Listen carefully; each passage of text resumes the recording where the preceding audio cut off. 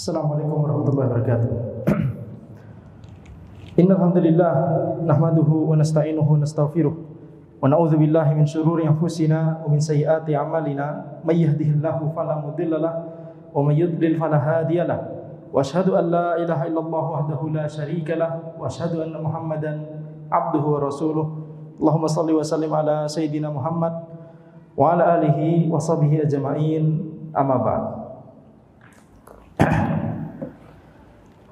Kita lanjutkan pembahasan dari kitab Syarah Manhajis Salikin karya Syekh Al-Qusayir hafizahullah, menjelaskan matan Manhajus Salikin karya Syekh As-Sa'di rahimahullahu taala.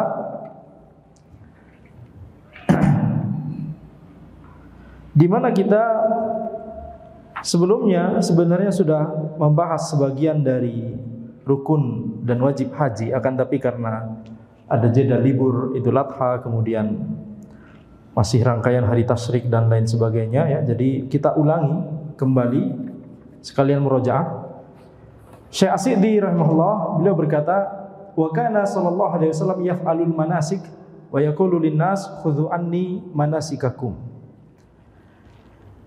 Nabi Muhammad sallallahu alaihi wasallam melakukan manasik haji. Dan beliau bersabda kepada orang-orang, "Khudhu anni manasikakum." Ambillah dariku manasik kalian. Akhrajahu Muslim min hadits Jabir bil lafzi ra'aitu Nabiy sallallahu alaihi wasallam yarmi ala rahilatihi yauman nahar. Dikeluarkan oleh Muslim dari hadis Jabir dengan lafaz, aku melihat Nabi sallallahu alaihi wasallam yarmi ala rahilatihi yauman nahar, melempar jamrah di atas unta beliau pada hari Nahr, hari Idul Adha. Wa yaqulu lita'khudhu manasikakum fa inni la adri la'alli la ahujju ba'da hajjati hadhihi. Beliau sallallahu alaihi wasallam bersabda, lita'khudhu manasikakum, agar kalian itu mengambil cara manasik, yakni dari yang aku lakukan. Yani maksudnya Nabi Muhammad sallallahu alaihi wasallam memerintahkan para sahabat untuk melihat apa yang dilakukan oleh Nabi Muhammad sallallahu alaihi wasallam, itulah cara untuk melaksanakan manasik. Fa inni la adri la'alli la ahujju ba'da hajjati hadhihi. Karena sungguh aku tidak tahu apakah aku akan berhaji setelah hajiku ini atau tidak. Mungkin aku tidak lagi berhaji setelah hajiku ini. Ya, ini adalah hajjatul wada', haji pertama dan terakhir beliau sallallahu alaihi wasallam. Walam aqif 'alal hadithi bi lafzi khudhu anni manasikakum illa indal Baihaqi. Kemudian Syekh Al-Qusayir berkata, aku tidak mengetahui, tidak menemukan lafaz hadis yakni dengan lafaz khudhu anni manasikakum, ambillah dariku manasik kalian, kecuali di Al-Baihaqi, Sunan Al-Baihaqi. Wa huwa 'inda Tabrani fi Musnad asy-Syamiyyin bilafzi li ta'khudhu anni manasikakum wallahu a'lam. Dan ini di Tabrani itu ada di Musnad asy-Syamiyyin dengan lafaz li ta'khudhu anni manasikakum. Taib, ya ini membahas tentang lafaz hadis. Jadi dari hadis ini kita mendapatkan kesimpulan bahwa kita sami'na wa ta'na kepada Nabi Muhammad sallallahu alaihi wasallam dalam tata cara pelaksanaan haji dan juga umrah. Tentunya ya, ketika kajian ini diadakan hari ini baru saja selesai ibadah haji ya. Akan tapi kita mempelajarinya dalam rangka untuk supaya kita ini bagian dari tafaqquh fiddin, dan karena kebetulan kitab ini sampai ke pembahasan ini di waktu ini begitu ya. Jadi inilah perbedaan antara penuntut ilmu dengan orang awam. Orang awam itu mempelajari ilmu kalau merasa butuh saja. Sedangkan penuntut ilmu mempelajari ilmu ya memang setiap hari, setiap saat dia ya pekerjaannya adalah menuntut ilmu syar'i. Jadi wajib bagi kita untuk tafaqquh sebelum muncul masalah kontemporer atau masalah yang kita butuhkan, sehingga ketika kita mempelajarinya dari jauh-jauh hari kita bisa mengetahui jawabannya. Tidak bergantung kepada orang, tidak perlu nanya kepada ustadz gitu ya. Tapi kalau kita sudah tahu ya ini ilmunya dari jauh-jauh hari, maka inilah yang ideal ya, inilah yang namanya penuntut ilmu. Taib. Jadi ini sama seperti yakni di bab-bab yang lain, dalam masalah wudu, dalam masalah mandi wajib, tayammum, dalam masalah salat, dalam masalah amalan ibadah yang lain, kita sami'na wa ata'na kepada Nabi Muhammad sallallahu alaihi wasallam. Misalkan hadis yang tentang salat, sallu kama ra'aitumuni usolli. Salatlah kalian sebagaimana kalian melihatku salat. Maka demikian pula dalam masalah haji, khudhu anni manasikakum. Lita'khudhu anni manasikakum. Agar kalian mengambil dariku tata cara manasik kalian. Fa akmalu ma yakunu minal haji al-iktida'u fihi bin Nabi sallallahu alaihi wasallam wa ashabihi radhiyallahu anhum. Maka tata cara yang paling sempurna dalam melaksanakan ibadah haji itu adalah mencontoh apa yang dilakukan oleh Nabi Muhammad SAW dan para sahabatnya. Ya, ini adalah cara yang terbaik. Waqad sabatat lana sifatu hajjihi sallallahu alaihi wasallam kamilatan min hadits Jabir al-mazkur wa ghairihi. Telah tetap bagi kita tata cara haji Nabi Muhammad SAW secara lengkap di hadis Jabir yang telah kita sebutkan sebelumnya. Wal akhdhu biha mutayassirun ghairu syakkin walillahil hamd. Dan mengambil tata cara sesuai dengan yang disebutkan di hadis Jabir tersebut itu alhamdulillah ya mudah, tidak menyulitkan sama sekali. Walau iktasara al-hajju 'alal arkanil arba'ah. Jadi kalau kita melihat pada hadis Jabir, di situ disebutkan yakni haji, tata cara haji yang dilakukan oleh Nabi Muhammad SAW. Dan di situ terkumpul yang namanya rukun, yang namanya wajib, yang namanya sunnah. Rukun-rukun haji, wajib-wajib haji, dan sunnah-sunnah haji. Terkumpul semua. Makanya di sini Syekh As-Sa'di rahimahullah atau Syekh As-Sa'di rahimahullah, beliau berkata, kalau seseorang itu membatasi hanya mengerjakan rukun haji yang 4 saja, maka ini mencukupi. Melakukan rukun haji yang 4, kemudian melakukan kewajiban haji yang penulis Syekh As-Sa'di rahimahullah akan menyebutkan 6 nanti, maka itu mencukupi. Jadi kalau seseorang membatasi cuma mengerjakan rukun dan wajib saja, ini sudah cukup. Hal-hal selainnya itu adalah hal ekstra. Ya, hal-hal selainnya adalah hal ekstra, yakni termasuk sunnah-sunnah haji. Apa saja rukun yang 4? Tapi di sini sebentar dulu ada penjelasan dari Syekh Al-Qusayyir, yakni law iktasara ala ma yata'ayyanu alaihi fi'luhu wa huwa al-arkan wal wajibat la ajza'ahu dzalik. Kalau seseorang itu membatasi hanya mengerjakan rukun dan wajib saja, maka ini sudah mencukupi. Li'anna af'alal haji minha ma huwa rukun wa minha ma huwa wajib wa minha ma huwa sunnah. Karena amalan-amalan haji itu ada yang rukun, ada yang wajib, dan ada yang sunnah. Fal arkanu arba'atun fi qouli aktsari ahli ilm. Dan rukun haji itu ada 4 menurut perkataan sebagian besar ulama, sebagian besar ahli ilmu.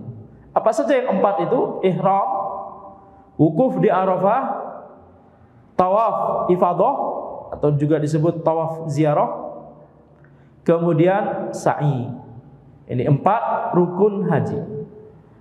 Ihram, wukuf di Arafah, tawaf ziarah atau tawaf ifadah, kemudian sa'i. Yang pertama al-ihram. Wal ihramu huwa niyatun nusuk. Ihram itu adalah niat melaksanakan manasik haji.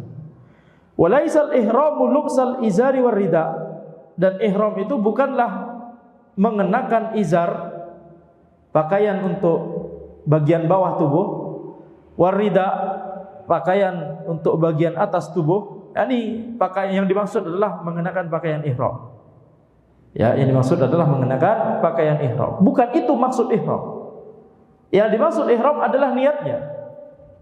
Wa man tarakal ihram lam yanaqid hajjuhu. Barang siapa yang meninggalkan ihram, maka hajinya tidak teranggap.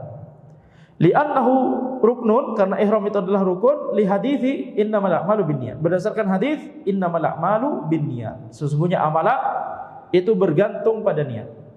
Jadi kita lihat dalil yang digunakan di sini, ya, dalil bahwa barang siapa yang meninggalkan ihram hajinya tidak sah, dalil yang digunakan adalah innamal a'malu binniyat. Sungguhnya amalan bergantung pada niat. Kenapa? Karena ihram itu adalah niat. Inti dari ihram itu adalah niatnya. Taib, jadi ini rukun yang pertama, ihram. Rukun yang kedua, wal wuqufu bi Arafah. Wukuf di Arafah. Wal wuqufu bi Arafah ruknun. Wukuf di Arafah itu adalah salah satu rukun haji, rukun yang kedua di sini. Liqaulihi ta'ala, fa idza afattum min arafatin fadhkurullaha indal mas'aril haram. Fa idza afattum min arafat, ketika kalian bertolak dari Arafah, fadhkurullaha indal mas'aril haram. Maka ingatlah Allah di al-mas'arul haram. Al-mas'arul haram yakni sebuah jabal, sebuah gunung di Muzdalifah. Sebuah gunung di Muzdalifah. Baik. Wa li hadithi Abdurrahman bin Ya'mar anna Nabiy sallallahu alaihi wasallam qala al-hajju Arafah. Berdasarkan hadis juga mengapa Arafah adalah salah satu rukun haji, dalil yang lain adalah hadis Abdurrahman bin Ya'mar bahwa Nabi sallallahu alaihi wasallam bersabda al-hajju Arafah. Haji itu adalah Arafah. Padahal kita tahu manasik haji ada banyak amalan yang lain, tidak hanya wukuf di Arafah. Akan tapi di hadis ini Nabi SAW menyampaikan bahwa al-hajju Arafah, haji itu adalah Arafah. Ini menunjukkan bahwa inti dari haji itu adalah wukuf di Arafah. Ini rukun yang paling penting dari 4 rukun yang tadi, wukuf di Arafah. Pada hari Arafah, tanggal 9 Zulhijjah. Jadi al-hajju Arafah itu menunjukkan bahwa wukuf di Arafah itu adalah inti dari kegiatan, seluruh kegiatan atau amalan ibadah haji. Akhrajahu Abu Dawud wa Tirmidzi wa Nasa'i wa Ibnu Majah wa shahhahahu Ibnu Khuzaimah wal Hakim. Dikeluarkan oleh Abu Dawud, Tirmidzi, Nasa'i, Ibnu Majah dan disahihkan oleh Ibnu Khuzaimah dan Al-Hakim. Baik, ini rukun yang kedua. Rukun yang ketiga, wat tawaf. Ay tawaful ifadah fa huwa ruknun. Tawaf ifadah ini rukun. Dan sebagaimana yang telah kita bahas di hadis Jabir sebelumnya, yakni yang dilakukan oleh Nabi Muhammad SAW, ihram dari Madinah. Beliau ihramnya di mana? Miqat. Beliau ihram, miqatnya ahli Madinah di mana? Bir Ali atau Dzulhulaifah. Kemudian Nabi Muhammad SAW bersama para sahabat sampai di Makkah. Kemudian beliau menuju ke Ka'bah, tawaf 7 kali, kemudian sholat di belakang makam Ibrahim, kemudian beliau sa'i. Kemudian beliau bersabda kepada para sahabat, barang siapa yang membawa hadyu maka yakni jangan tahallul, barang siapa yang tidak membawa hadyu tahallul. yakni Nabi Muhammad SAW memerintahkan untuk para sahabat yang tidak membawa hadyu maka untuk disembelih nantinya, maka lakukanlah tamattu. Lakukanlah haji tamattu. Haji tamattu itu adalah kita umrah terlebih dahulu, baru kemudian nanti haji. Jadi Nabi Muhammad SAW memerintahkan para sahabat yang tidak membawa hadyu, yakni tawaf yang baru, ihram yang baru saja antum lakukan, tawaf yang baru saja antum lakukan, sa'i yang baru saja antum lakukan, jadikan itu umrah. Sekarang antum tahallul, nanti ihram lagi untuk haji di hari tarwiyah di tanggal 8 Zulhijjah. Ini perintah Nabi SAW kepada para sahabat yang tidak membawa hadyu. Bagi yang membawa hadyu seperti Nabi Muhammad SAW, seperti Ali dan yang lainnya, para sahabat yang lain, maka tetap dalam kondisi ihram, yakni jadikan amalan haji ini adalah haji qiran, bukan tamattu. Haji qiran itu adalah ketika umrah dan haji digabung. Jadi tetap dalam kondisi ihram, tidak tahallul, yakni walaupun yang lain tahallul, karena yang lain diperintahkan untuk tamattu. Bedanya yang mana? Bedanya adalah bawa hadyu atau tidak bawa hadyu. Taib, sampai sini jelas? Itu yang ada di hadis Jabir yang kita jelaskan sebelumnya. Jadi setelah itu, setelah masuk hari tarwiyah 8 Zulhijjah, maka yang hajinya qiran seperti Nabi SAW, Ali dan para sahabat yang lain, karena mereka membawa hadyu, ya sudah, yakni memang dari awal tetap dalam kondisi ihram. Tapi para sahabat yang lain yang sudah tahallul, ihram lagi di Makkah untuk melaksanakan ibadah haji. Di hari tarwiyah tersebut mereka berangkat ke Mina. Kemudian mabit di Mina, bermalam di Mina. Sampai terbit matahari di tanggal 9 Zulhijjah. Terbit matahari di tanggal Zulhijjah, hari Arafah. Mereka kemudian bertolak ke Arafah. Dan Nabi Muhammad SAW kita membaca sendiri sebelumnya di hadis Jabir, beliau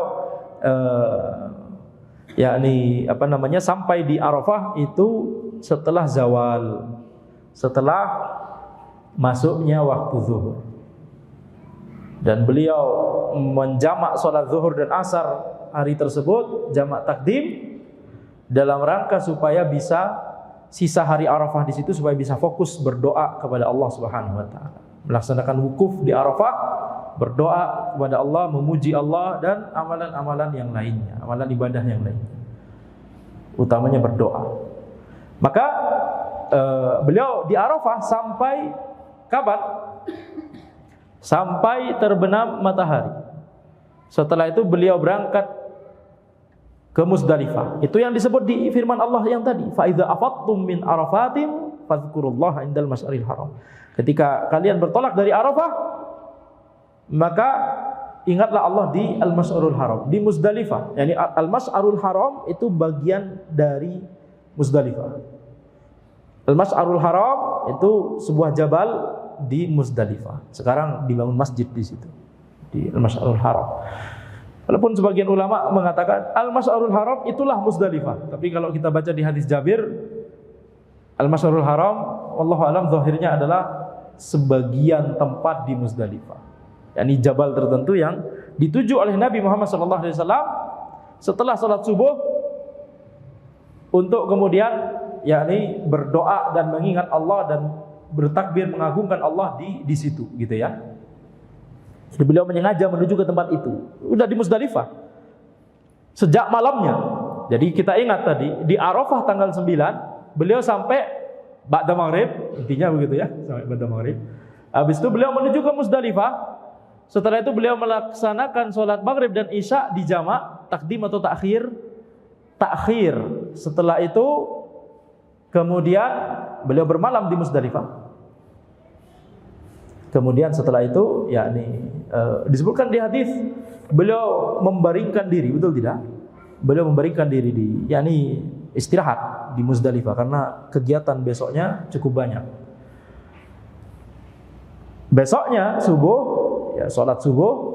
Habis itu setelah sholat subuh beliau menuju ke Al-Masy'arul Haram di hadis tersebut. Jadi kita simpulkan bahwa bukankah dari malam sudah di Muzdalifah, tapi beliau setelah sholat subuh menuju ke Al-Masy'arul Haram yang masih dalam lingkup Muzdalifah. Jadi sebagian ulama, dan ana setuju dengan pendapat tersebut, Al-Masy'arul Haram adalah salah satu bagian dari Muzdalifah. Dan bertakbir atau berzikir mengingat Allah, mengagungkan Allah di Al-Masy'arul Haram itu sampai cahaya mulai menguning tapi belum terbit matahari. Yani sebelum terbit matahari beliau sudah bertolak lagi menuju ke Mina, ya, menuju balik lagi ke Mina. Kalau di Mina, ketika bermalam di Mina, sebelum menuju ke Arafah, nunggu matahari terbit. Itu pagi tanggal 9. Itu beliau bertolak dari Mina setelah matahari terbit. Tetapi di Muzdalifah, di Al-Masy'arul Haram, setelah Al-Masy'arul Haram, yakni ini berarti pagi hari di hari Idul Adha, tanggal 10 Zulhijjah, pagi hari di hari Idul Adha. Beliau bertolak dari Muzdalifah, dari Al-Masy'arul Haram itu sebelum matahari terbit. Sebelum matahari terbit. Tapi tentunya ini di zaman beliau sallallahu alaihi wasallam. Kalau di zaman ini bisa jadi karena jumlah dari rombongan banyak sekali, betul tidak? Jumlah dari orang-orang yang melaksanakan ibadah haji banyak sekali, sehingga kalau misalkan ketua rombongan memutuskan untuk, atau ada himbauan dari di sana pemerintah untuk meninggalkan Musdalifah sejak malam gitu ya, maka ini tidak masalah. Ya, ini tidak, tentunya yang paling afdal adalah mengikuti yang disebutkan di hadis Jabir, tetapi lebih, kalau misalkan lebih bermaslahat karena banyaknya orang, lebih bermaslahat meninggalkan Musdalifah, Musdalifah tersebut sebelum sholat subuh, maka ya tidak masalah. Sembari tentunya kita berniat seandainya kondisinya memungkinkan, maka Anda tentunya akan melaksanakan sesuai dengan yang ada di hadis Jabir, sesuai dengan tata cara manasik haji Rasulullah SAW. Taib. Setelah itu kemudian di Mina, kemudian yakni menyembelih diu, setelah itu memangkas rambutnya atau mencukur rambutnya, memotong rambutnya. Dan ini yang kita sebut sebagai tahallul awal. Kemudian lempar jamrah Aqabah. Ini yang kita sebut dengan tahallul awal. Setelah lempar jamrah dan yakni mencukur atau memotong rambut, tahallul awal, boleh seluruh hal-hal yang diharamkan ketika ihram.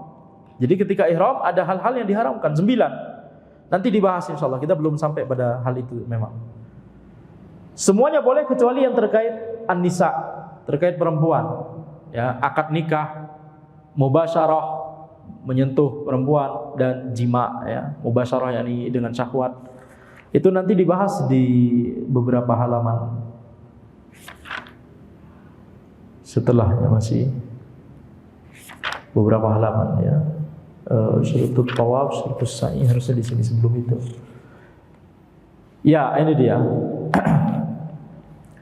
Di 2 halaman atau 3 halaman setelahnya.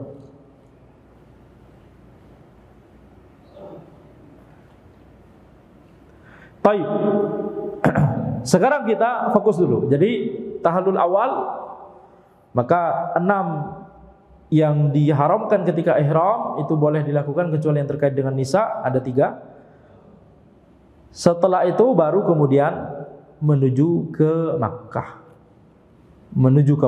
Berarti sudah dalam kondisi tahallul awal, dan di Makkah itulah kita melakukan yang namanya tawaf ifadah.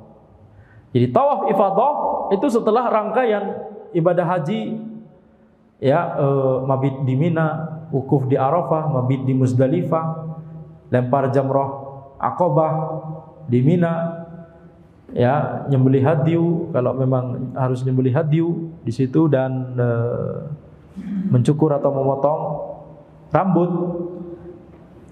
Setelah balik lagi ke Makkah di hari Idul Adha ini, maka melakukan tawaf. Tawaf itulah yang disebut tawaf ifadah atau tawaf ziarah. Itu rukun haji, harus dilakukan dalam kondisi sudah tahallul awal. Jadi tidak wajib lagi atau tidak wajib lagi menghindari hal-hal yang diharamkan ketika ihram, seperti motong rambut, potong kuku, ya, dan seterusnya, nanti dibahas. Jadi ini rukun ketiga. Anda menjelaskan rangkaian ini supaya dalam rangka untuk memberitahu di mana posisi tawaf ifadah dalam rangkaian ibadah haji. Ini bukan tawaf yang tadi baru nyampe Makkah terus melaksanakan tawaf. Bukan tawaf itu yang dimaksud. Tawaf ifadah ini adalah tawaf yang setelah wukuf di Arafah. Wasa'yu. Ini. Jadi wa tawaf ay tawaful ifadah wa ruknun liqaulihi ta'ala wa yatawafu bil baitil atiq. Tawaf ifadah itu adalah rukun berdasarkan firman Allah Subhanahu wa taala, wal yatawafu bil baitil atiq. Bertawaflah kalian mengelilingi al baitul atiq, rumah yang al-atiq, yang sudah ada sejak zaman dahulu, yang kuno. Yani maksudnya bukan kuno usang, bukan, tapi maksudnya itu sudah ada sejak zaman dahulu. Ini bukan rumah yang baru. Yani Nabi Ibrahim dan Nabi Ismail diperintahkan untuk membangun Ka'bah, tapi sebenarnya Baitullah memang sudah dipersiapkan di situ oleh Allah Subhanahu wa taala. Bahkan disebutkan di sebuah riwayat, setiap nabi dan rasul melaksanakan ibadah haji ke Makkah walaupun Ka'bah belum dibangun. oleh Nabi Ibrahim dan Nabi Ismail. Karena kan ada banyak nabi dan rasul sebelum Nabi Ibrahim dan Nabi Ismail. Baik. Jadi ini adalah Al-Baitul Atiq. Rumah yang tua, ya, rumah yang sudah ada sejak zaman dahulu. Kemudian wasa'yu. Rukun yang keempat adalah sa'i. Ai baina Safa wal Marwah fa huwa ruknun. Antara Safa dan Marwah maka ini rukun. Liqaulihi ta'ala inna Safa wal Marwah min sya'airillah faman hajjal baita aw i'tamara fala junaha alaihi ay yattawaf bihima. Sesungguhnya Safa dan Marwah itu termasuk syiar Allah. Barang siapa yang melaksanakan haji ke Baitullah atau berumrah fala junaha alaihi ay yattawaf bihima. Tidak ada masalah baginya, tidak ada dosa baginya untuk tawaf, yakni untuk sa'i di antara Safa dan Marwah. Yattawaf bihima maksudnya adalah sa'i antara Safa dan Marwah. Wa liqaulihi sallallahu alaihi wasallam is'au fa innallaha kataba alaikumus sa'ya. Nabi Muhammad sallallahu alaihi wasallam bersabda, bersailah kalian karena sesungguhnya Allah mewajibkan kepada kalian as-sa'i. Akhrajahu Ahmad wa fi sanadihi Abdullah bin Muammal wa huwa dhaif. Dikeluarkan oleh Imam Ahmad, akan tapi dalam sanadnya ada Abdullah bin Muammal. Ini sebenarnya perawi yang dhaif, tapi tentunya kita mengetahui yakni tentang sa'i tidak hanya dari hadis ini tapi dari ayat tadi, dari hadis Jabir yang tadi kita sebutkan, ya, menjelaskan. Hadis Jabir adalah hadis yang paling lengkap menceritakan tata cara manasik haji Rasulullah SAW dari awal sampai selesai. Dan yang sebagaimana kita sebutkan sebelumnya, hadis Jabir tersebut adalah hadis yang paling panjang di dalam masalah ibadat. Bab ibadat, taharah, salat, zakat, puasa, haji, banyak hadis di situ. Ya, jauh lebih banyak hadis di masalah ibadat daripada di masalah muamalat. Jauh lebih banyak hadis di situ. Itu mengapa lebih banyak khilaf para ulama di masalah muamalat, karena hadisnya lebih sedikit. Sehingga dalil yang banyak digunakan adalah istihad, qiyas atau pertimbangan maslahat. Nah, makanya perbedaan pendapat di antara ulama, ini riba atau bukan riba, ini halal atau haram dan seterusnya. Apalagi kalau kita sudah bicara masalah kontemporer, itu banyak sekali perbedaan pendapat, dan itu adalah ada hikmah di baliknya, ada hikmah, yaitu yakni supaya para ulama terus mengobarkan semangat istihad di kalangan kaum muslimin, khususnya para penuntut ilmu. Coba kalau misalkan nggak ada khilaf sama sekali, semuanya selesai gitu ya, tinggal ada masalah apa, tinggal lihat database, klik, search, hukumnya selesai, nggak ada khilaf sama sekali, betul? Maka ya ilmu ini akan jadi lama-lama padam, betul tidak? Karena nanti hanya sekedar dicatat saja di database. Sekarang sudah ada zaman gadget begini, tinggal klik, tanya Syekh Google, ya, al-interneti. Terakhir, maka jadi nggak belajar nantinya. Tapi karena adanya khilaf, adanya perbedaan pendapat, adanya perbedaan sudut pandang, perbedaan tafsir, perbedaan cara menerapkan qiyas, perbedaan melihat maslahat madarat, ini menyebabkan yakni istihad itu terus terbuka hingga akhir zaman. Pintu istihad tetap terbuka hingga akhir zaman. Baik. Kemudian ini selesai 4 rukun haji. Wal wajibatu allati hiya, sekarang masuk wajib-wajib haji. Ada 6 yang disebutkan oleh penulis. Yang pertama adalah al-ihram minal miqat. Ihram dari miqat. Wal ihramu minal miqat huwa aqdu niyatin nusuk minal miqat. Ihram dari miqat maksudnya adalah meniatkan manasik, bisa umrah, bisa haji dari miqat. Wa huwa wajib, ini adalah suatu yang wajib. Li hadits Ibnu Abbas radhiyallahu anhuma, berdasarkan hadis Ibnu Abbas radhiyallahu anhuma qala waqata Rasulullah sallallahu alaihi wasallam li ahli al-Madinah Dzul Hulaifah wa li ahli Syam al-Juhfah wa li ahli Najd qarnal manazil wa li ahli al-Yaman yalamlam qala hunna lahunna wa liman ata alaihinna min ghairi ahlihinna mimman arada al-hajj wal umrah wa man kana duna dzalika fa min haitsu ansha hatta ahlu Makkah min Makkah. Akhrajahul Bukhari wa Muslim. Nabi Muhammad sallallahu alaihi wasallam itu telah menetapkan untuk penduduk Madinah Dzul Hulaifah sebagai miqat. Dzul Hulaifah sebagai miqat. Kemudian kepada penduduk Syam Al-Juhfah. Kemudian kepada penduduk Najd Qarnul Manazil. Penduduk Najd, ya contohnya Riyadh, itu daerah Najd, Qarnul Manazil. Kepada penduduk Yaman, mikotnya di Yalamlam. Hunna, mikot tersebut adalah untuk penduduk di daerah tersebut, waliman ata alaihinna min ghairi alihinna. Dan kepada orang-orang lain yang kebetulan mau melaksanakan ibadah haji melewati jalur tersebut. Jadi tadi ini kita sudah jelaskan, tapi kita murojaah lagi. Jadi penduduk Madinah, Nabi Muhammad SAW telah menetapkan mikot untuk penduduk Madinah itu adalah di Dzulhulaifah atau Bir Ali, ya Bir'u Ali, atau Bir'u, yakni sumur. Terkadang disebut dengan versi jamak dari sumur, yaitu Abar Ali, yakni Dzulhulaifah. Jadi Dzulhulaifah adalah mikot untuk penduduk Madinah yang berangkat dari Madinah, atau orang-orang lain yang mau menuju ke Makkah melalui jalur Madinah. Jadi mikotnya di Dzulhulaifah juga. Kalau mau masuk ke Makkah dari jalur Najd, maka Qarnul Manazil. Kalau mau masuk Makkah dari jalur Yaman, misalkan dari Yalamlam. Tayyib. Nah, jadi hunna itu untuk penduduk tersebut dan untuk orang-orang lain yang kebetulan melewati jalur tersebut. Mimman aradal hajj wal umrah, orang-orang lain yang menginginkan untuk melaksanakan ibadah haji dan umrah. Wa man kana duna dzalika fa min haitsu ansha. Dan orang yang tinggalnya, rumahnya itu di dalam area mikot, yakni lebih dekat ke Makkah daripada mikot ke Makkah. Dzulhulaifah ke Makkah jaraknya berapa? Ini rumahnya di antaranya. Enggak perlu balik, enggak perlu menuju ke Dzulhulaifah dulu. Jadi ihramnya dari rumahnya sendiri. Masya Allah ya, coba bayangkan. Ihram dari rumah sendiri. Betul tidak? Masya Allah. Nah, ini kenikmatan sendiri. Ini berarti rumahnya dekat sama Makkah. Hatta ahlu Makkah min Makkah. Bahkan penduduk Makkah dari Makkah sendiri. Penduduk Makkah, rumahnya di Makkah. Ihram untuk melaksanakan ibadah haji di mana? Dari rumahnya sendiri. Ya, dari rumahnya sendiri. Ini untuk ibadah haji. Tapi kalau untuk melakukan umroh, penduduk Makkah harus dari tanah halal, harus keluar dari Makkah, harus keluar dari tanah haram. Kalau yang mau dilakukan adalah umroh, harus keluar dari tanah haram, menuju ke daerah tanah halal terdekat.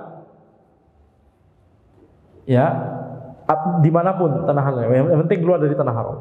Ihramnya dari situ, baru kemudian masuk lagi.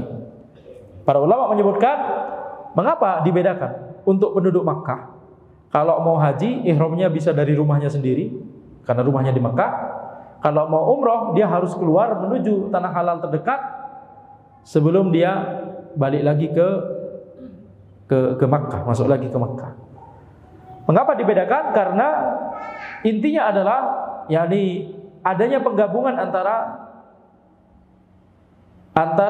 dia di tanah halal dan di tanah haram. Kalau haji, nanti ada waktunya dia akan keluar dari tanah haram. Di mana? Ketika wukuf di Arafah. Arafah bukan tanah haram. Mina masuk tanah haram. Muzdalifah masuk tanah haram. Arafah di luar tanah haram. Betul? Sehingga ketika rangkaian ibadah haji nanti ada bagiannya, bahkan itu justru bagian yang paling inti dari ibadah haji, yaitu wukuf di Arafah, ini di luar tanah haram.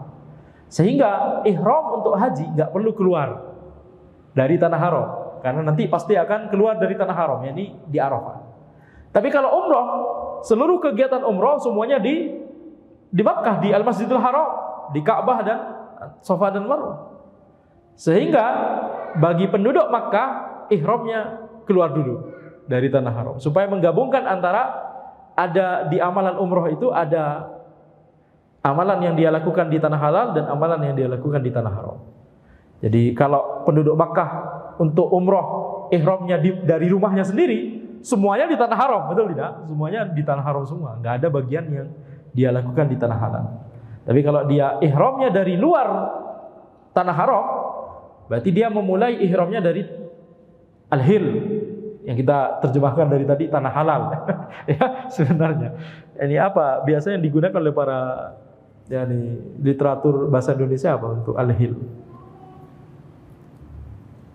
lawan dari tanah haram. Ya, tanah halal. Tanah yang dibolehkan sesuatu yang tidak dibolehkan di tanah haram.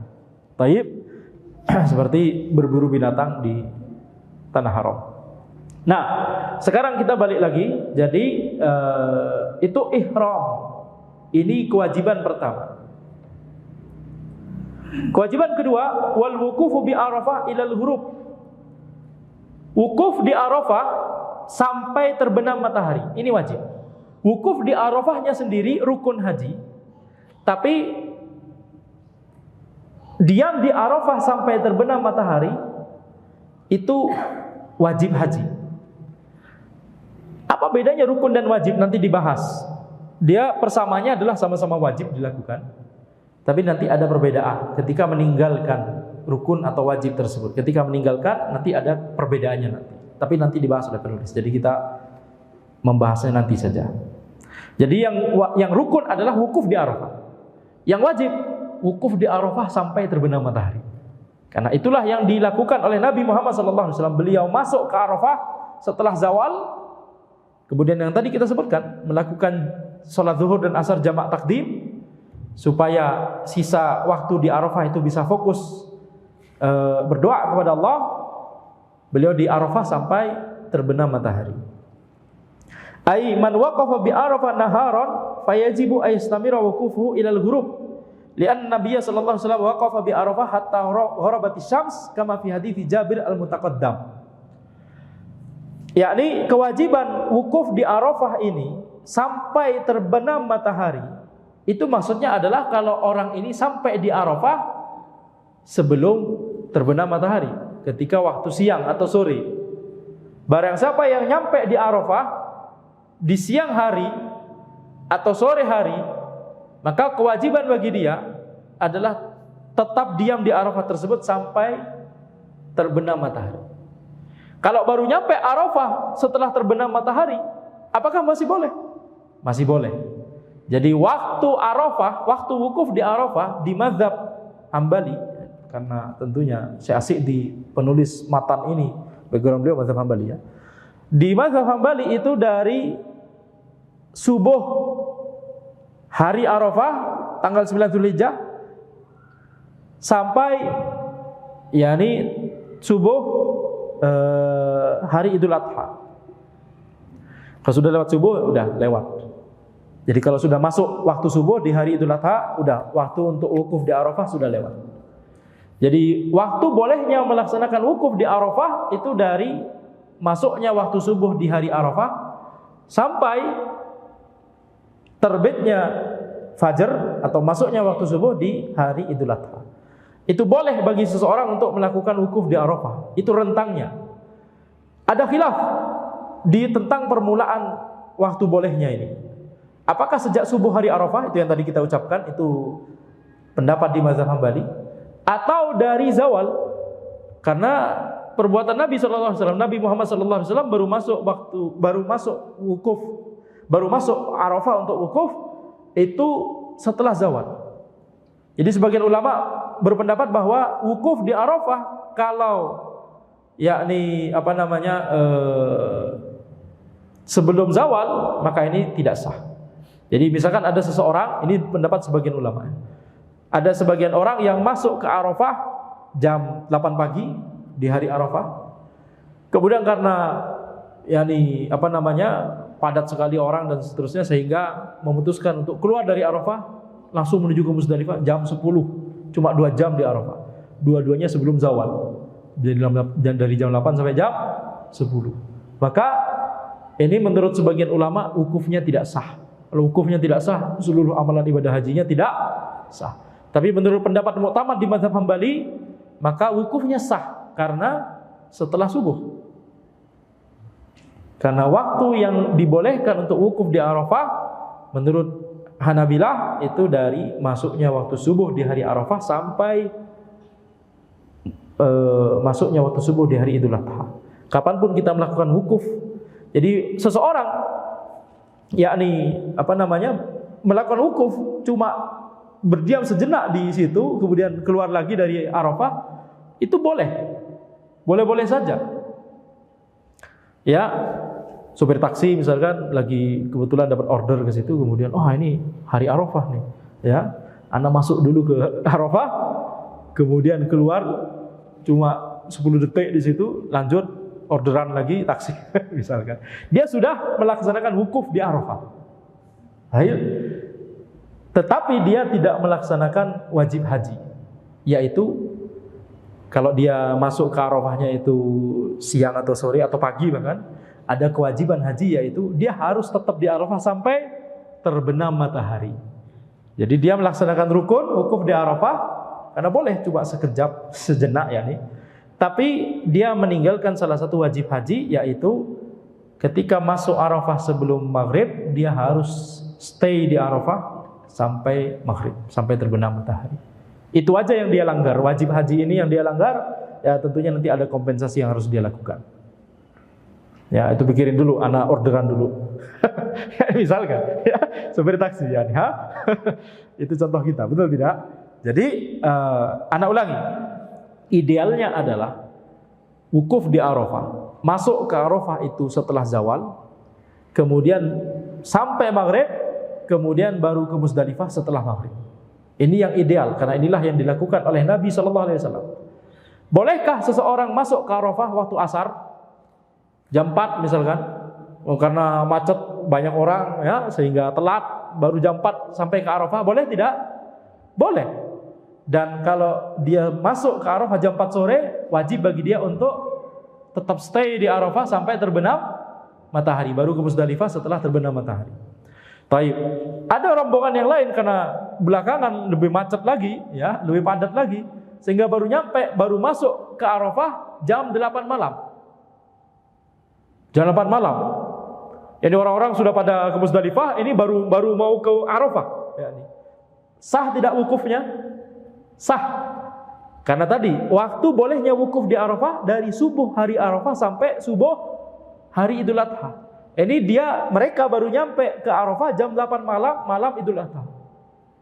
Belum subuh kan? Masih banyak waktu subuh. Ya, ini boleh bagi mereka untuk masih wukuf di situ, dan tentunya boleh untuk langsung menuju ke Musdalifah karena ini kan sudah ba'da maghrib, betul tidak? Yang harus stay di Arafah itu kalau sebelum ba'da maghrib, sebelum maghrib. Dia harus stay sampai maghrib. Kalau baru nyampe di Arafahnya saja, baru datang di Arafahnya saja jam 8 malam setelah maghrib, ya sudah, nggak ada kewajiban stay di Arafah misalkan sampai subuh, nggak ada kewajiban itu. Ya, jadi boleh bagi mereka ya sejenak, 5 menit, 10 menit, sejam, 2 jam, 3 jam, dari jam 8 sampai jam 11, dari jam 8 sampai jam 2 misalkan di Arafah, baru kemudian ke Musdalifah, boleh-boleh aja. Ya, tapi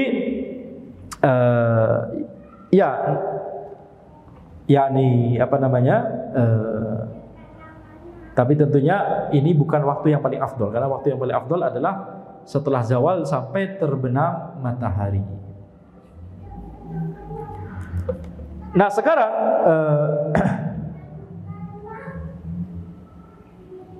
sampai mana tadi? Contoh lain misalkan, kita kasih contoh. Orang tersebut sampai di Arafah jam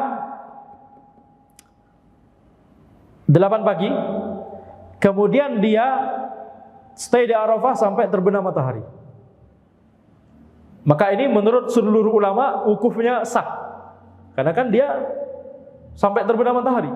Ada yang diperselisihkan ulama kalau wukufnya itu, total wukufnya itu sebelum zawal semuanya, sebelum zuhur. Tapi ini masuk ke Arafah jam 8 pagi, terus sampai terbenam matahari. Berarti kan zuhur sampai maghrib dia melakukan wukuf di Arafah, betul tidak? Nah, jadi menurut seluruh ulama wukufnya sah. Jadi menurut sebagian ulama yang waktu wukuf di Arafah itu bukan mulai dari subuh hari Arafah, tapi sejak zuhur hari Arafah, bagi mereka wukufnya orang ini teranggapnya adalah sejak zuhur sampai terbenam matahari. Bagi para ulama Hanabilah, menurut pendapat muktamad di mazhab Hambali, wukufnya orang ini sejak kapan? Ya sejak jam 8 dia masuk Arafah sampai terbenam matahari. Karena wukuf yang dilakukan oleh orang tersebut sebelum zuhur, yakni dari jam 8 di contoh kita, itu teranggap sah oleh para ulama Hanabilah. Baik. Jadi yang diperselisihkan ini adalah kalau orang tersebut masuk jam 8 pagi ke Arafah, kemudian keluar dari Arafah misalkan jam 11, belum zuhur. Nah, ini yang diperselisihkan ulama ini. Menurut Hanabilah wukufnya sah, menurut sebagian ulama wukufnya tidak sah karena jam 11 dia sudah keluar dari Arafah. Jam 11 dia sudah keluar dari Arafah ke Musdalifah misalkan, padahal belum zawal. Jadi ini diperselisihkan. Jadi kalau mau aman supaya tenang begitu ya, supaya bisa nanti balik-balik ke Indonesia itu supaya nggak ada ganjelan misalkan ya. Jadi usahakan tetap di Arafah. Kalau misalkan nyampe Arafah jam 8 pagi, usahakan tetap nunggu sampai zuhur setelah zawal ya. Dan jangan lupa ada kewajiban untuk tetap stay di Arafah sampai terbenam matahari. Baik. Sekarang pertanyaan berikutnya. Boleh tidak seseorang misalkan subuh hari Idul Adha, subuhnya jam 4. Dia baru masuk Arafah jam 3:58 misalkan. Cuma 2 menit di Arafah. Sah tidak wukufnya di Arafah? Sah saja. Ya, sah. Nah. Sekarang kita lanjut kewajiban yang ketiga ya. Nah, wal mabitu lailatan nahar bi Musdalifah. Bermalam di malam Idul Adha di Musdalifah. Nah, ini adalah kewajiban yang ketiga. Kewajiban yang ketiga. Sebentar. Ada distraksi sedikit.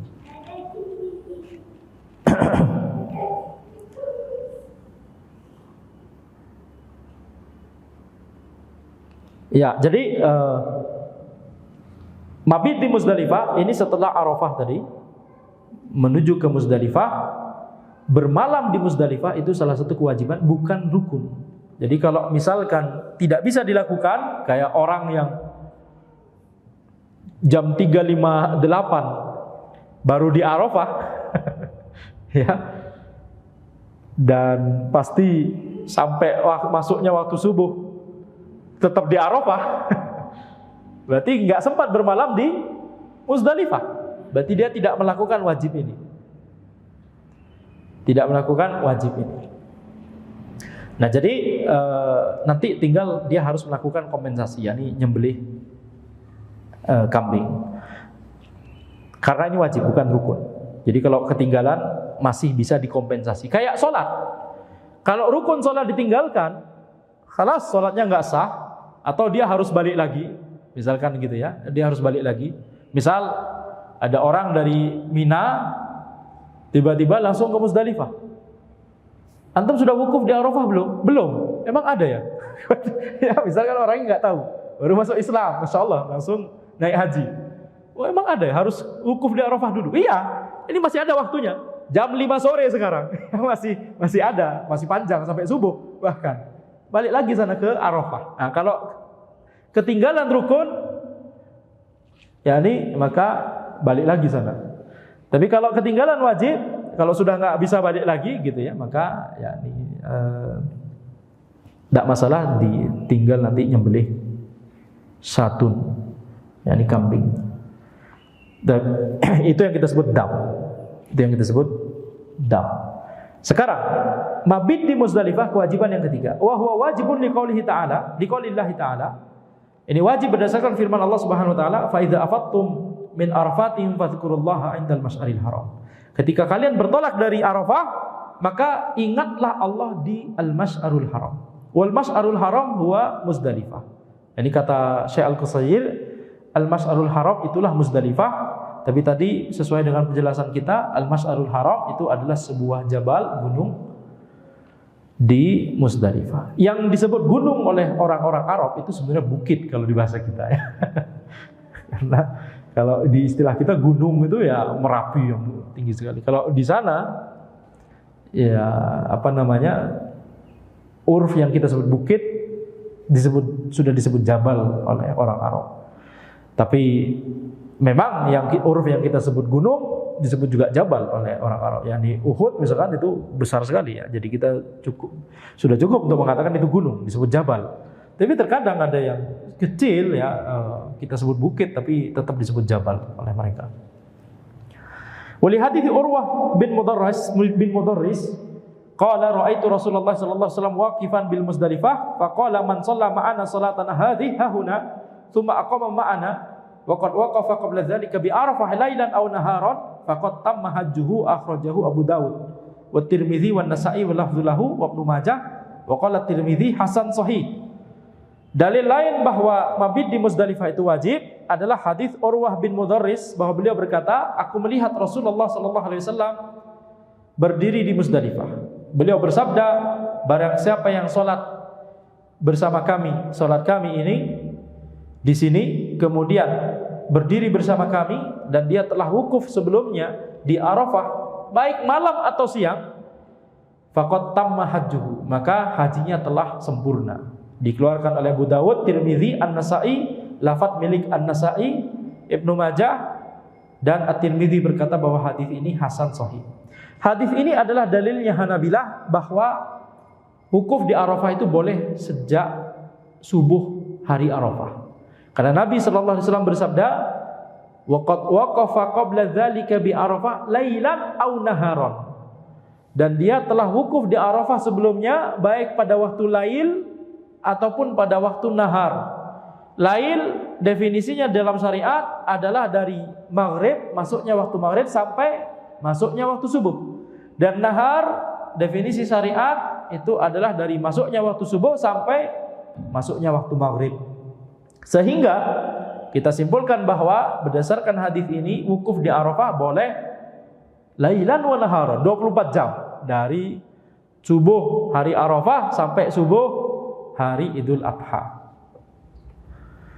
Tapi di sini poinnya adalah Nabi Muhammad SAW pada saat itu di Muzdalifah, berdiri di Muzdalifah, ya, dan beliau mengatakan bahwa barang siapa yang sholat bersama kami, sholat ini di sini, kemudian berdiri bersama kami di Muzdalifah ini, maka ini dalil bahwa mabit di Muzdalifah itu wajib.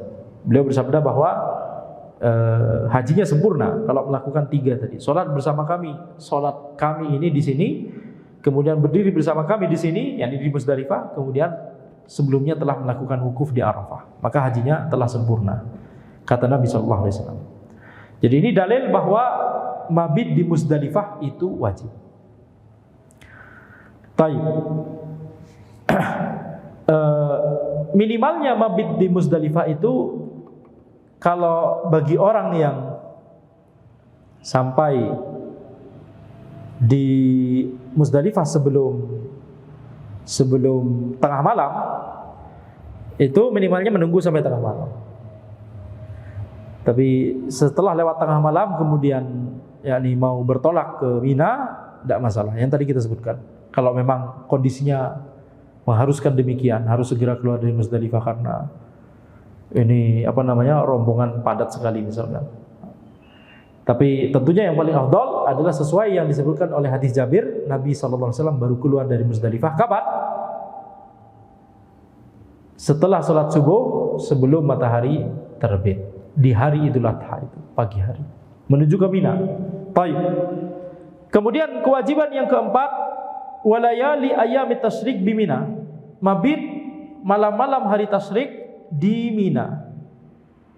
Wa hiya lailatul 11 wa 12 wa 13 min Dzulhijjah, yakni malam tanggal 11, 12 dan 13 Dzulhijjah. Fal mabitu biha wajib, mabit di situ wajib. Liqaulihi ta'ala, faman ta'ajjala fi yawmaini fala itsma alaihi wa man ta'akhkhara fala itsma alaihi. Barang siapa yang mau meninggalkan duluan dalam 2 hari, maka tidak ada dosa baginya. Dan barang siapa yang tidak mau meninggalkan duluan, maka juga tidak ada dosa baginya. Wa yadullu ala wujubil mabit hadits Ibnu Umar radhiyallahu anhu maqal, menunjukkan wajibnya mabit di Mina pada malam-malam hari tasyrik tersebut adalah hadis Ibnu Umar radhiyallahu anhu. Beliau berkata, ista'dzanal Abbas bin Abdul Muttalib Rasulullah sallallahu alaihi wasallam ayyabita bi Makkah layali Mina. Al-Abbas bin Abdul Muttalib, siapanya Nabi sallallahu alaihi wasallam? Pamannya atau sepupunya?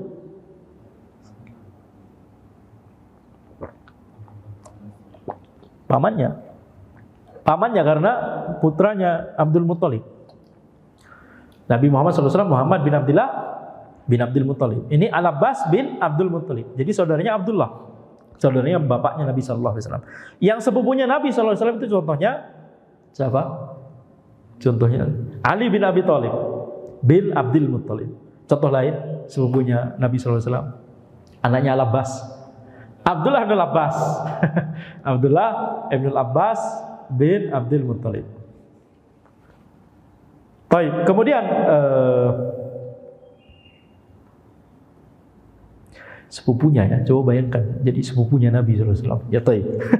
Anda sedang merenungkan itu keutamaan, keutamaan ya nih. Sepupunya Nabi SAW atau pamannya Nabi SAW, Masya Allah ya. Taib.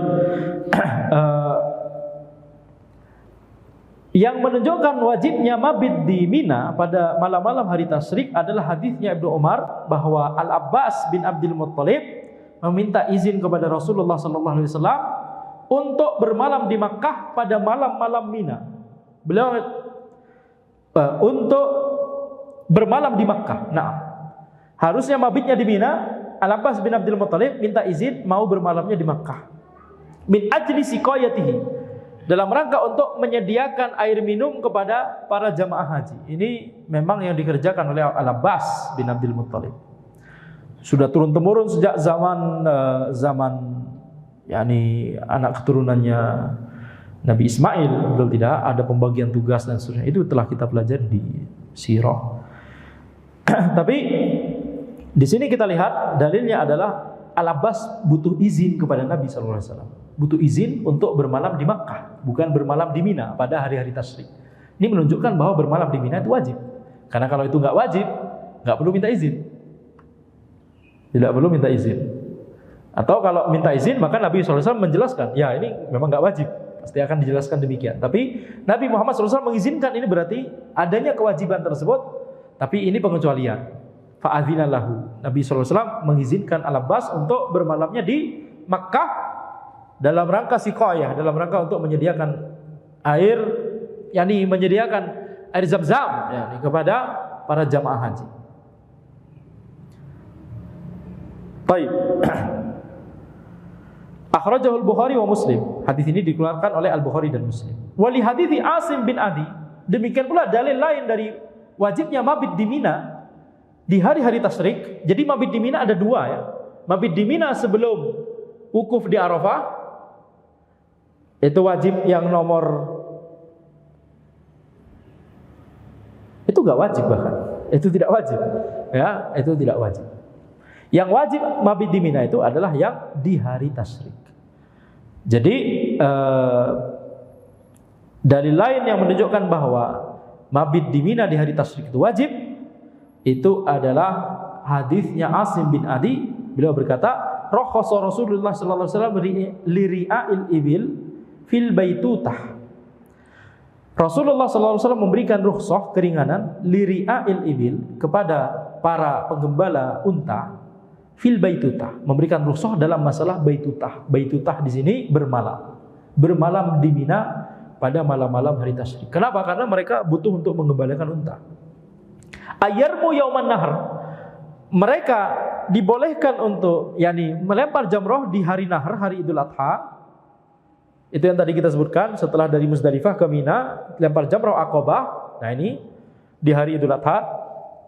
Tsumma yajma'u ramya yaumain ba'da yaumin nahar. Kemudian para penggembala unta tersebut mengumpulkan ramyu untuk 2 hari setelah hari Idul Adha, jadi tanggal 11 dan 12 dikumpulkan dalam 1 hari. Di mana? Fayarmunahu fi ahadihima. Dilemparkan jumroh tersebut di salah satu dari kedua hari tersebut, 11 atau 12. Jadi ini rukhsah dari Nabi sallallahu alaihi wasallam. Jadi maksudnya adalah mereka butuh keluar dari Mina, sehingga salah satu hari tersebut tidak di Mina, sehingga boleh Nabi Muhammad SAW memberikan rukhsah tidak perlu bermalam di Mina, dan juga jumroh, karena di Mina di hari tasyrik kegiatannya adalah lempar jamroh. Lempar jamrah itu setelah zawal, setelah masuk waktu zuhur, azan. Nah, ini sudah masuk waktu untuk lempar jamrah. Jamrah Aqabah, jamrah sughra, wusta, Aqabah. Atau terbalik. Mana duluan yang dilempar? Sughra, wusta, Aqabah atau Aqabah, wusta, sughra? Kecil ke yang besar atau yang besar ke yang kecil? Kecil yang besar. Sughra, wusta, Aqabah. Jadi azan zuhur, itu waktu untuk lempar jamrah. Idealnya adalah sebelum salat zuhur. Tapi coba bayangkan. Ini waktu yang paling ideal ini. Kira-kira dengan jumlah orang sebanyak itu bisa memungkinkan tidak? Tidak memungkinkan. Ya, tidak memungkinkan. Jadi tidak ada masalah. Waktunya terus berlangsung sampai sebagian ulama menyebutkan sampai maghrib.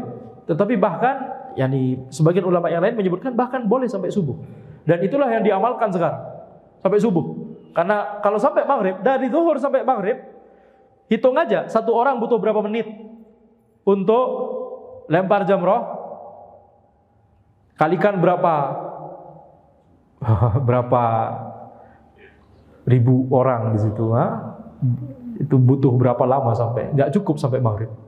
Jadi kebanyakan yang diamalkan sekarang adalah sampai subuh. Jadi boleh lempar jamrah sampai subuh. Tentunya yang paling ideal adalah waktu yang paling ideal adalah dari masuknya waktu zuhur sampai sebelum sholat zuhur dilaksanakan. Itu berapa menit doang. Apalagi kalau langsung iqamah. Seperti antum kalau lagi nggak sabaran ya. Jadi azan langsung iqamah. Ya, jadi jadi balik lagi di sini kita lihat Nabi Muhammad SAW memberikan keringanan kepada mereka. Lempar jamrahnya itu 2 hari, tanggal 11 dan 12 digabung di salah satu hari. Di riwayat yang lain disebutkan nanti lempar jamrah yang tanggal 13 itu dilakukan di Mina, tentunya dilakukan di Mina lagi. Ya, tidak digabung juga. Jadi yang digabung cuma 2 hari. Akhrajahu Abu Dawud wa Tirmidzi wa Nasa'i wa Ibnu Majah wa qala Tirmidzi hasan sahih. Wa ramyul jimar, kewajiban yang kelima adalah melempar jamrah. Wa yakunu ramyuha yauman nahar wa ayyamat tasyrik. Dan melempar jamrah ini pada hari Idul Adha dan pada hari tasyrik. Fayarmi yauman nahar jamratal aqabah bisab'i hasayat. Pada hari Idul Adha itu melempar jamrah aqabah 7 kali lemparan. Wa yarmil jamrat as-salas fi ayyamit tasyrik ba'da zawal, dan melempar. Jadi kalau lempar jamrah aqabah itu enggak perlu nunggu zawal.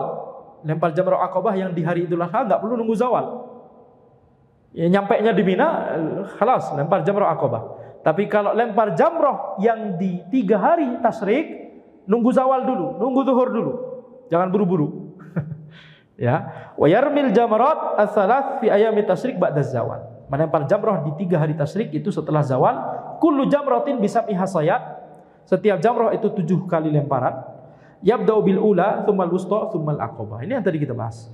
Yaitu lempar jamrah ula atau sughra, kemudian wusta, kemudian aqabah. Li'anna Nabiy sallallahu alaihi wasallam fa'ala dzalik. Karena itulah yang dilakukan oleh Nabi sallallahu alaihi wasallam. Kemudian kewajiban yang keenam, wal halqu awit taksir, yaitu memotong rambut, dipelontos, digundulin, atau taksir, memotong sebagian saja. Ya. Wal halqu awit taksir wajib. Al halqu atau taksir ini wajib, memotong atau mencukur rambut ini wajib berdasarkan firman Allah Subhanahu wa taala, muhallikina ru'usakum wa muqassirin. Ya, kalian itu memotong rambutnya atau mencukur rambutnya sampai habis atau memotongnya. Waliqalihi thumma yaqdu tafathahum wal yufu nuzurahum wal yatawafu bil baitil atiq. Jadi dalil lain adalah firman Allah Subhanahu wa taala, yaitu hilangkanlah kotoran kalian, kemudian tunaikanlah nazar-nazar kalian dan tawaflah di Al-Baitul Atiq, yaitu Ka'bah. Jadi di sini ada perintah untuk tsummal yaqdu tafathahum. Ya, tsummal yaqdu tafathahum, yakni hilangkan kotoran kalian. Yang dimaksud di sini adalah yakni motong rambut. Wali hadits Ibnu Umar radhiyallahu anhu anna Rasulullah sallallahu alaihi wasallam halaqa ra'sahu fi hajjatil wada'. Dan berdasarkan hadis Ibnu Umar, bahwa Nabi SAW memangkas rambut beliau pada Hajjatul Wada. Dikeluarkan oleh Al-Bukhari wa Muslim. Akhrajahu Al-Bukhari wa Muslim. Wa ikhtalafa fi tawafil wada'. Para ulama berbeda pendapat dalam masalah tawaf al-wada'. Hal huwa wajib min wajibatil haji am la? Tawaf di akhir, ini paling akhir. Ini bukan tawaf ifadah atau tawaf ziarah, ini tawaf sebelum meninggalkan Makkah. Apakah ini wajib haji atau tidak? Wal masyhur indal Hanabilah annahu wajib. Pendapat yang masyhur di kalangan Hanabilah ini wajib. Masuk wajib juga. Walaupun tidak disebutkan oleh penulis, tapi ini termasuk kewajiban juga seharusnya. Tapi ini tidak dimasukkan oleh 6 poin wajib yang disebutkan oleh penulis, karena wallahu alam beliau memilih pendapat tawaf wada itu tidak wajib. Tapi pendapat yang masyhur di kalangan Hanabilah, tawaf wada itu wajib. Waqad amara Nabi sallallahu alaihi wasallam bihi. Nabi Muhammad sallallahu alaihi wasallam telah memerintahkan tawaf wada. Fa'an Ibnu Abbas radhiyallahu anhu maqal kana an-nasu yansarifuna fi kulli wajhin faqala Rasulullah sallallahu alaihi wasallam la yanfiranna ahadun hatta yakuna akhiru ahdihi bil bait. Akhrajahu Al-Bukhari wa Muslim wal lafdhu lahu. Ibnu Abbas radhiyallahu anhuma berkata, orang-orang itu yansarifuna fi kulli wajhin, sudah mau bubar ke segala arah, maka Nabi Muhammad sallallahu alaihi wasallam bersabda, ini setelah selesai haji ya. Nabi Muhammad sallallahu alaihi wasallam bersabda, janganlah ada satu orang pun yang meninggalkan sebelum akhir dari amalan ibadahnya di sini adalah tawaf mengelilingi Ka'bah, yakni tawaful wada', dikeluarkan oleh Al-Bukhari dan Muslim. Jadi habis dari Mina, di Mina kan jamrah, lempar jamrah di 3 hari. Setelah selesai di hari ketiga, selesai lempar jamrah, ya balik ke Makkah untuk menuju tawaf, untuk melakukan tawaf wada'. Amma baqiyatul manasik fahiya sunan. Adapun tata cara manasik yang lain yang tidak disebutkan sebagai rukun dan wajib di sini, maka dia adalah sunnah. Ka tawafil qudum, seperti tawaf qudum sunnah. War ramal fi thalathatil aswat al-awwal minhu. Ramal, berlari-lari kecil di tawaf 3 tawaf yang pertama dari 7 tawaf itu sunnah. Disunnahkan bagi orang yang bukan penduduk Makkah. Walittiba fihi, ittiba mengenakan pakaian ihram, sebelah kanan itu diletakkan di bawah pundak sehingga pundaknya kelihatan, kemudian bagian tengah pakaiannya diletakkan di bawah pundak, ujungnya diletakkan di atas pundak kiri. Yani tata cara pakaian ihram untuk laki-laki ya, bukan untuk perempuan ya. Baik. Jadi ini sunnah. Wa talbiyah min hinil ihram ila awalir rami fil hajj, dan mengucapkan kalimat talbiyah dari sejak ihram sampai awal lemparan di haji. Yani ketika di Mina melempar jamrah Aqabah itu selesai talbiyahnya. Itu sunnah. Wa fil umrah ila syuru'ihi bit tawaf, dan talbiyah ketika umrah itu dari ketika sudah yani ihram sampai mau tawaf, tawafnya umrah itu yakni waktu untuk melakukan talbiyah, dan ini sunnah, bukan rukun, bukan wajib. Taib, bukan rukun dan bukan wajib. Taib. Wal farqu baina tarkir rukun fil hajj wa tarkil wajib. Dikit lagi ya. Perbedaan antara meninggalkan rukun dan meninggalkan wajib dalam masalah haji adalah, nah ini sekarang masuk pada perbedaan rukun dan wajib. Adalah anna tarikar rukun la yasihu hajjuhu hatta yaf'alahu ala sifatihi asyar'iyyah. Orang yang meninggalkan rukun maka tidak sah hajinya sampai dia melakukan hajinya tersebut sesuai dengan tata cara yang sesuai syar'i. Wa tarikul wajib hajjuhu sahih. Adapun orang yang meninggalkan wajib, hajinya tetap sahih, wa alaihi ithmun. Kalau meninggalkannya dengan sengaja maka dia dosa, wa damun litarkihi, dan dam karena meninggalkannya. Baik sengaja ataupun yani tidak disengaja, dia harus dam, yani menyembelih tadi. Li'annahu idza tarakal ihram wa huwa ruknun. Jadi ini alasannya mengapa meninggalkan rukun itu membuat hajinya enggak sah. Rukun haji apa saja? Ada 4. Pertama ihram. Kalau ada orang meninggalkan ihram, dan itu adalah rukun yang pertama, lam yadkhul fin nusuk aslan. Dia enggak masuk ibadah haji. Pada asalnya emang enggak masuk ibadah haji karena enggak berniat untuk melaksanakan ibadah haji. Kayak orang sholat tapi gak takbiratul ihram. Pada asalnya dia gak masuk ke dalam perbuatan sholat tersebut. Fakullul a'mal ba'dahu ghairu shahihah. Maka seluruh amalan setelahnya gak sah. Kalau di sholat takbiratul ihram saja gak dilakukan, seluruhnya gak sah. Seluruhnya setelahnya gak sah. Kalau ihram tidak dilakukan ketika haji, seluruhnya setelahnya gak sah.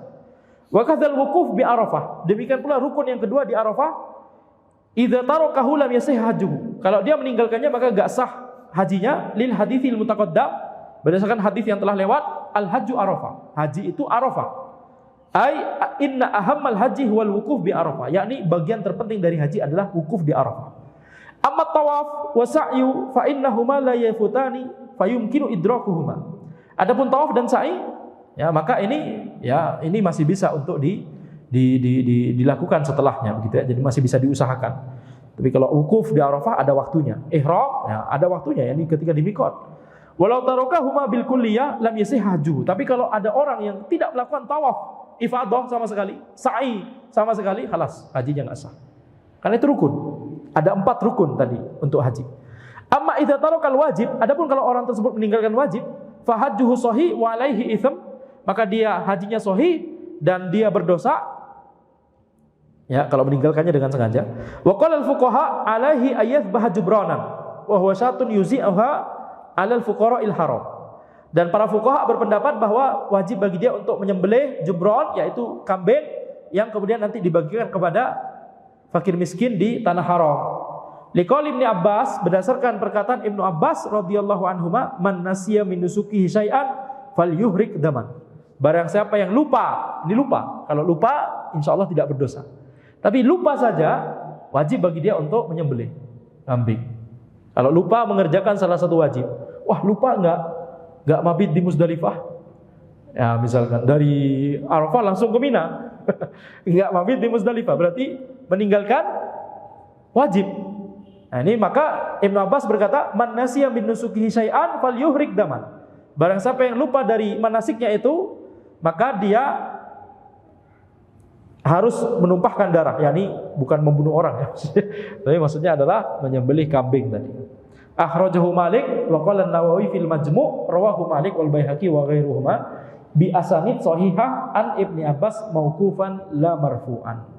Hadis ini dikeluarkan oleh Malik, tapi An-Nawawi berkata dalam kitab beliau Al-Majmu', hadis ini diriwayatkan oleh Malik dan Al-Baihaqi dan selain mereka berdua dengan syarat yang sahih dari Ibnu Abbas secara mauquf, bukan secara marfu'. Yani ini perkataan Ibnu Abbas, bukan perkataan Nabi sallallahu alaihi wasallam. Tapi kaidahnya di sini, kalau itu perkataan dari sahabat dan sahabat tersebut tidak akan mengucapkan hal itu enggak mungkin diketahui oleh sahabat dan enggak mungkin difatwakan dengan berani oleh sahabat, kecuali pasti itu dari Nabi sallallahu alaihi wasallam, maka itu kita amalkan juga. Jadi makanya orang yang meninggalkan wajib sengaja ataupun tidak sengaja, maka dia harus menyembelih kambing kemudian dibagikan kepada kaum fakir miskin di tanah haram. Itu bedanya rukun dan wajib. Persamaannya adalah sama-sama wajib. Ya, perbedaannya adalah kalau ditinggalkan rukun bikin hajinya enggak sah. Kalau wajib ditinggalkan masih bisa sah. Ya, masih bisa sah tapi harus ada kompensasi yang dilakukan, yaitu menyembelih tadi. Sama kayak sholat, rukun ditinggalkan, sholatnya enggak sah. Tapi kalau wajib ditinggalkan, lupa misalkan. Tapi kalau ditinggalkan sengaja, halas. Yani ditinggalkan sengaja ya berarti enggak sah. Tapi kalau ditinggalkannya enggak sengaja, maka kalau sholat ada kompensasi yang harus dilakukan, yaitu sujud sahwi. Kalau haji, dam, kompensasinya adalah dam. Baik, demikian yang bisa Anda sampaikan nih. Alhamdulillah telah selesai pembahasan rukun dan wajib haji. Insyaallah kita lanjutkan di pertemuan berikutnya.